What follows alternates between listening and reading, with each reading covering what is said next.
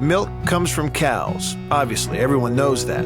What you may not know, however, is the lengths that most family-owned farms will go to make sure their cows are comfortable, happy. Therefore, the milk they produce is pure and healthy.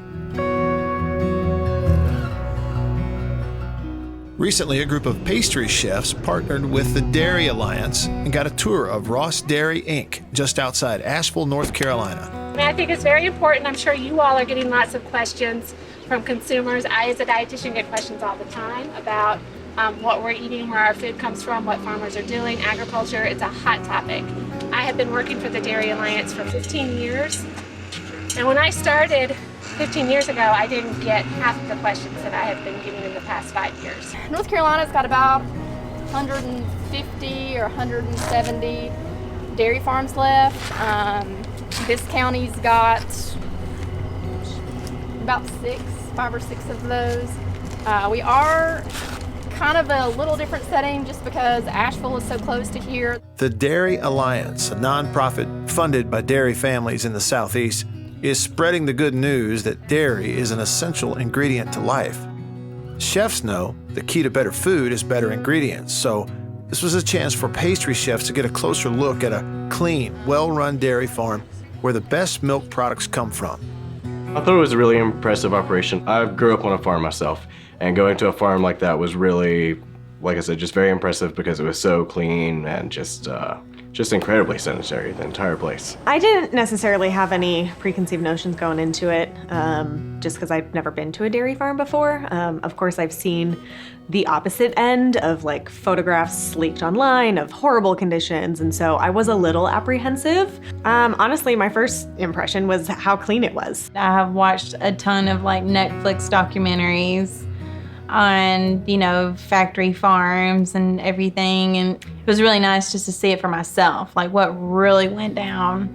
And actually the cows were really happy. Sick animals put them out of business, and unhealthy conditions put them out of business. And so, of course, they're doing everything they can to make sure these cows are not only happy, but producing. A happier cow is going to produce more milk and be more profitable. So it's the right thing to do, obviously, but it's financially not going to work if you don't take care of your livestock. The impression I had, I loved how clean the whole farm was. The process, the 360 process from the food going back into the ground. They're really conscientious about you only milk the cows 2 times a day, one at 4 a.m., one at 4 p.m. Today it was just getting to be in the hills and see this beautiful farm that, I was so impressed with their structure, and we learned all about how their family is just their whole business is a family business, and they care for these cows like they're their pets. I was skeptical going into it. In fact, I planned a whole small dairy farm tour around this trip just to compare. And I didn't really see a big difference, honestly. There were more cows, but I felt like they were definitely treated humanely. I left a better feeling for the Dairy Association for me personally. It really brought a lot of reassurance into where our milk and product comes from and the quality that the farmer takes and puts into that. Yeah, it was really exciting. I work in ice cream, so I work around dairy, but it was interesting to see kind of even more back of the house and see how the animals are kept and treated and what they're fed and all that entailed. I think I went into it thinking it was going to be something a little different than what it was. I've only been to a smaller scale dairy farm, but seeing how many steps went into it and how careful they were about being sanitary and everything, I think it was just a little bit better than I had expected, and it's nice to know where your milk comes from, so I think that was really interesting to know. I was really impressed because, typically for dairy farm, they're always like, it's the smell that gets you. And it wasn't that bad at all, like a lot of other people were saying. It was very clean.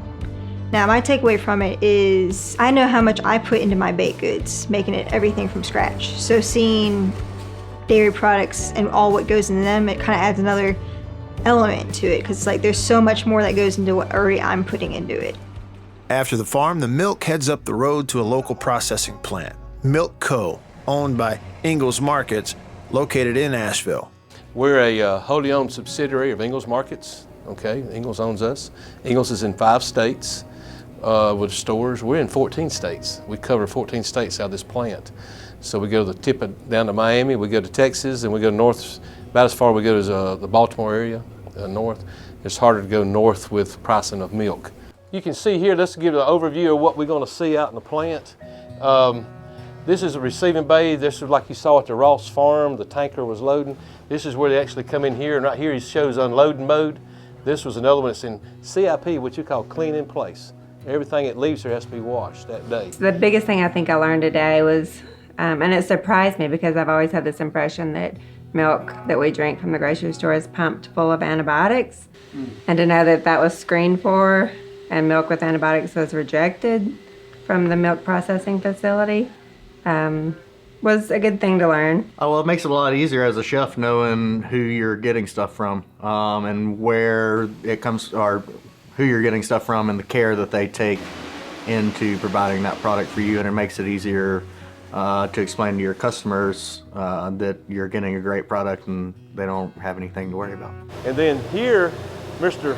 Ingle wanted to be an organic milk tank. We didn't have anywhere to put it, so we put the organic tanks in here. It's like a really great reminder to highlight ingredients, and that, you know, things like we take milk and products like that for granted sometimes because they're, you know, widespread, but it can be the main component of a dish. It can be really highlighted in that way, and especially working with a farm that is caring so much about their product, you want it to kind of be the forefront of that dish. Yeah, we have a smaller scale of using, you know, fresh dairy. We use milk, whole milk and cream and sour cream, but not on a huge scale like that. But I mean, we have over 200 stores, so it is nice to know that, you know, it's safe. Everything in here is stainless steel. It cleans well. This is where all the regulatory information is on these charts. It tells us we're legal. They make 38 at a time on it. It does 8 ounce, 16s, and 32s. And bottles come in overhead. They turn them upside down and bring them back in and fill them. For this group, it was an enlightening, educational experience, from the first steps at the local dairy farm to the final processing, packaging, and delivery.